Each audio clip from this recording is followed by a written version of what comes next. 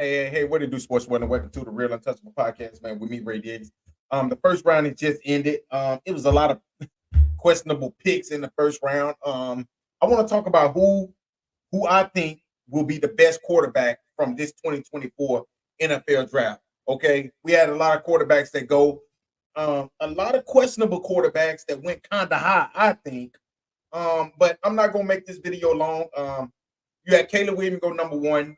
You had um Jaden Daniels go number two. Drake May go number three.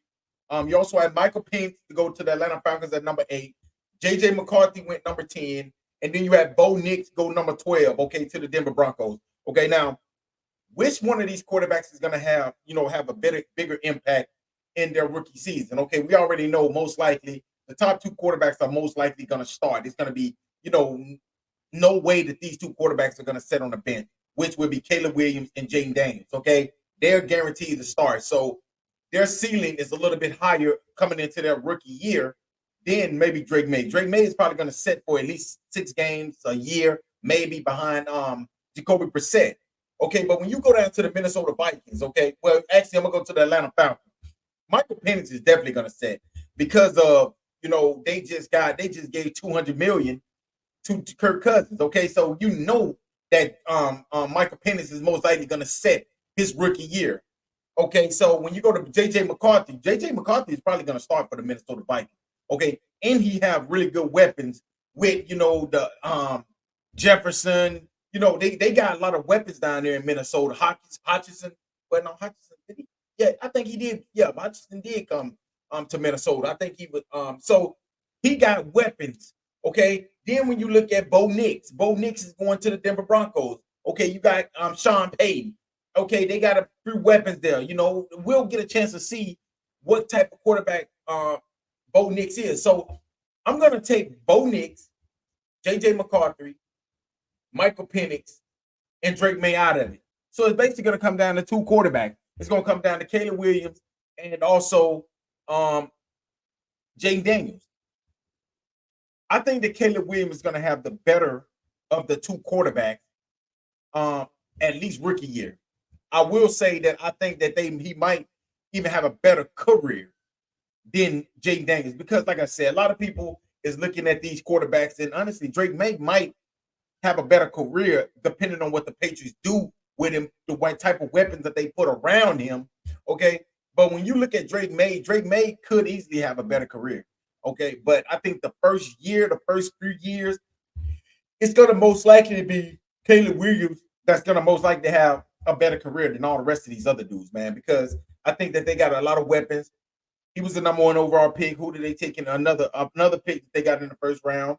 They got who? Rome Odunze, the wide receiver from Washington. I think that right there is a match made in heaven. They also got Keenan Allen. They got DJ Moore. They got weapons all over the field. As long as Caleb Williams stays consistent, I think that this kid right here can most likely win.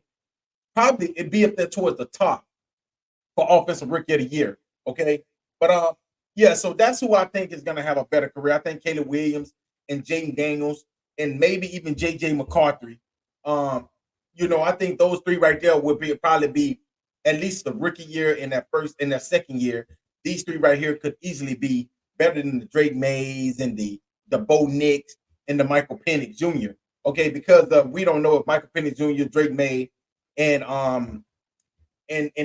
Bo Nix is even going to play their first year. But we know that Caleb Williams, Jaden Daniels, and most likely JJ McCarthy is going to play their rookie year. Okay, so those are the three quarterbacks right there. And if I had to throw in a fourth quarterback, I would throw in Bo Nix. Maybe Bo Nix play more in his rookie year because the Broncos don't really have that guy.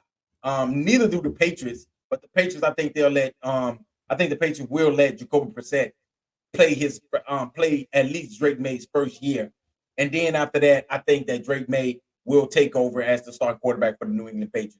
But what y'all let me know what y'all think. Let me know what y'all think about the NFL draft. There was a lot of questionable moves in this draft. Kool-Aid McKinstry, one of the best cornerbacks in college football, fell out of the first round. That was a surprise to me. Ricky Parcell, the wide receiver from Florida, the 49ers drafted him with the 31st pick. That right there was a questionable pick. Honestly, I think he's there later in the second round. The 49ers needed more. I think they needed a cornerback. I think the Iowa cornerback or Kool-Aid McKinstry could have easily been their pick. But like I said, a lot of these picks was very questionable. I don't look at some of these players. A lot of these players I didn't see being first round picks, but I can honestly see why teams drafted them. This right here was a really weak draft as well.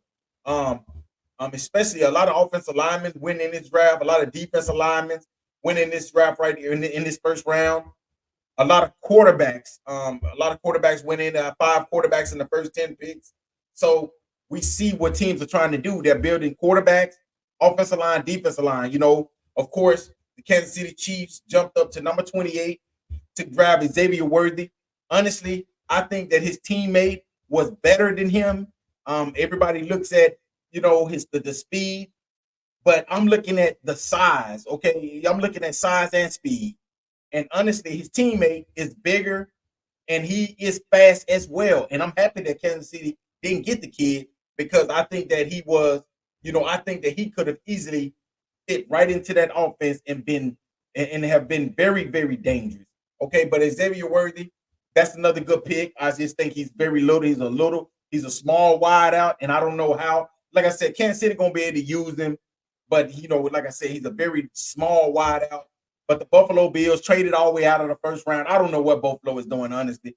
You trade your best wide receiver. You don't go get a wide receiver. Maybe they get the other Texas wide receiver in the next pick, the first pick of the second round. But the biggest surprise to me was Kool-Aid McKinstry falling out of the first round. He's going to be a steal for somebody in the second round. But it's going to be just like Brian Branch last season, the Alabama safety that fell out of the first round, became a second round, went to Detroit, and what did he do? He balled out, one of the best defensive rookies in his rookie season. That's why I know that these scouts don't know nothing. I don't even know why people even listening to these scouts. I don't know what they're watching. All you have to do is just turn the film on, okay? When I look at Nate Wiggins, right, the cornerback from Clemson, and I look at Kool-Aid McKinstry, who was the better cornerback? Who played against the most competition? Kool-Aid McKinstry, clearly, as a freshman, the kid was a starter, sophomore, junior. The kid was a starter his entire career. Okay, so when I look at Nate Wiggins, yeah, Nate Wiggins is bigger. Yeah, he played in the ACC. But when I look at this kid, Kool-Aid McKinstry, he played in the SEC. He played against Georgia. He played against and then also he played against first round picks his entire career.